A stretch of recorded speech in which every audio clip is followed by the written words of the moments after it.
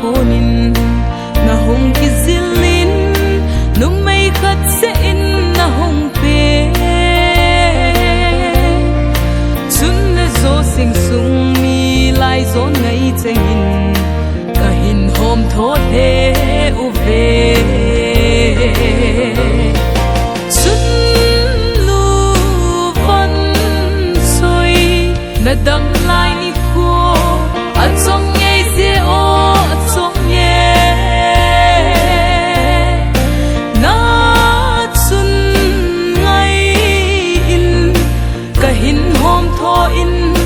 kahin it na lom no me bo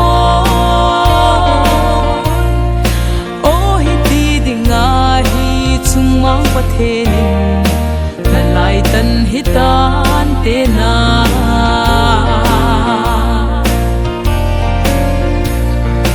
khul sin chang din na me lom po toi go bang chan hung don tha kit thei le chun o sen lai nau banga dang cha ka lai hi bang ta vinge chun lu van soi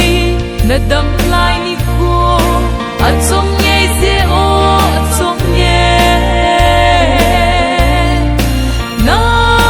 chun ngai in kahin hom tho in kahin it na lom no me bo o hi ti dinga hi chungmang pathenin na lai tan hitan te na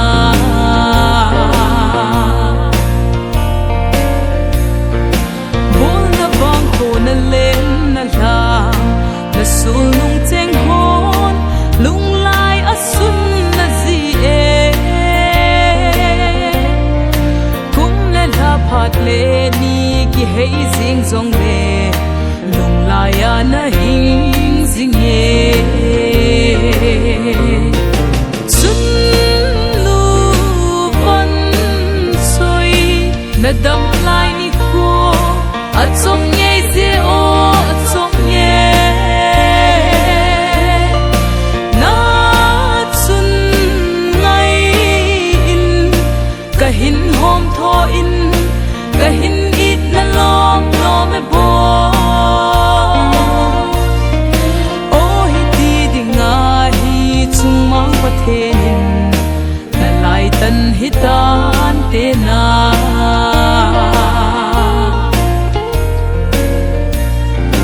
na sen ya wa pat na hin ko dam mo be sit na gen thei na in na bo me cheng ho ka ve ngam zi po ve thao tha se lo zen in o chun lu van soi na dam lai ni ko at song nhai se o at song ye na chun ngai in kahin hom tho in kahin it na lom no me bo o hi ti dinga hi chungmang pathenin na lai tan hitan te na o hi ti dinga hi chungmang pathenin na lai tan hitan te na